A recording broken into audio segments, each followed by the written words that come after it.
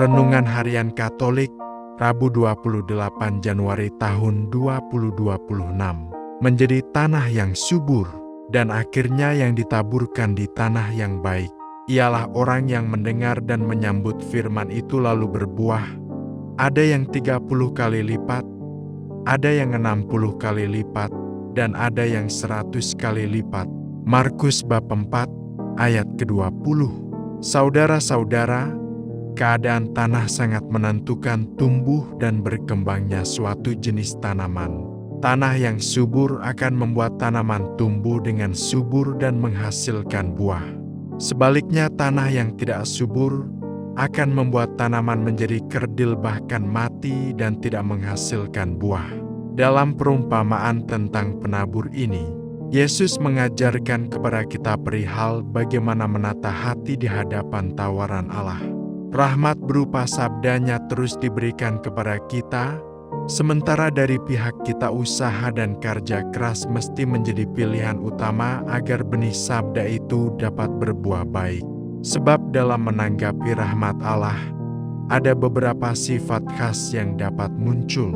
Ada yang menolak, ada yang ragu-ragu, ada yang menerima, tetapi kurang yakin, dan ada yang menerima dengan baik, lalu merenungkan, memelihara, dan melaksanakan kepercayaan sebaik-baiknya, sehingga membutuhkan hasil yang berlipat ganda. Injil hari ini mengemukakan perumpamaan tentang penabur. Penabur itu melambangkan Allah, sedangkan tanah adalah manusia. Allah telah menaburkan benih sabda kasih-Nya dan aneka benih kebaikan kepada semua manusia. Betapa Ia mengharapkan agar semuanya itu tumbuh subur dalam diri kita dan menghasilkan buah yang berlimpah. Namun, kenyataannya tidaklah selalu demikian karena keadaan hati manusia, ketertutupan, kebebalan, keegoisan, kesibukan duniawi, dan aneka ketidakpedulian.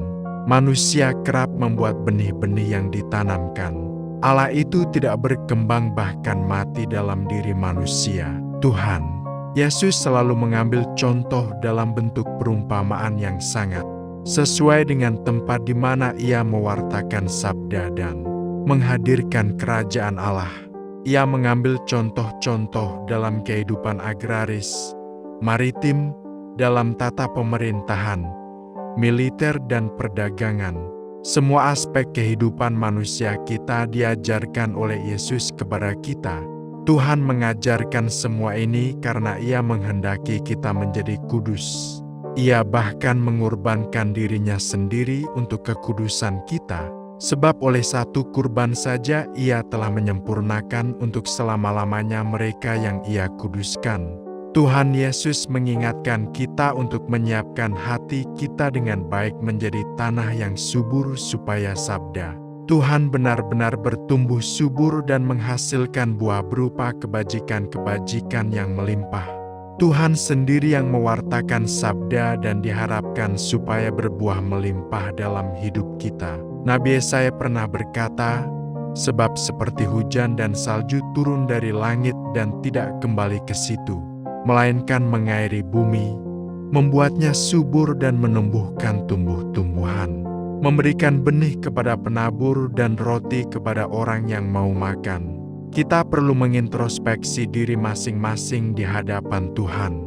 Tuhan sendiri menjadi penabur benih, yaitu sabdanya, maka hati kita janganlah seperti benih yang jatuh di pinggir jalan, di atas batu dan di antara semak berduri, namun haruslah di tanah yang subur sehingga menghasilkan buah melimpah. Semoga hati kita menjadi tanah yang subur bagi sabda Tuhan.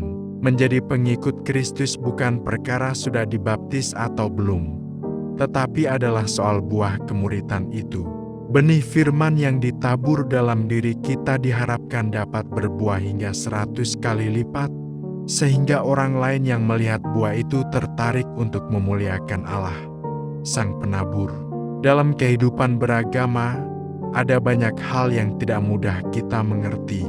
Yesus tampaknya menyadari benar tentang hal ini. Karenanya, dalam berbagai penjelasan, seperti dalam Injil hari ini, Yesus menggunakan bahasa yang mudah dan sederhana agar kita dapat mengertinya lebih baik. Rahmat Tuhan selalu menawarkan kepada setiap orang. Kendati seringkali tanggapan kita berbeda-beda.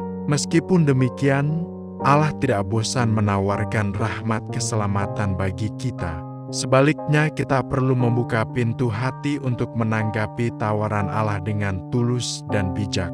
Santo Thomas Aquinas yang kita peringati hari ini dikenang sebagai pujangga gereja yang termasyhur karena kegigihannya dalam menanggapi rahmat berupa sabda Allah dalam kitab suci, serta ajaran-ajaran inti Kristen yang dipelajari dan diajarkannya. Ia bertindak sebagai pelayan dan guru demi mempertahankan keutuhan teologi gereja. Semoga kita pun gigih dalam menanggapi rahmat Allah dan terus kreatif dalam mewartakannya di tengah dunia. Allah Bapa, kiranya setiap benih kasih dan kebaikan yang Engkau tanamkan dalam diri kami akan bertumbuh subur dan menghasilkan buah yang baik. Demikian renungan hari ini. Selamat beraktivitas. Semoga semuanya lancar, sukses, serta selamat. Tuhan memberkati.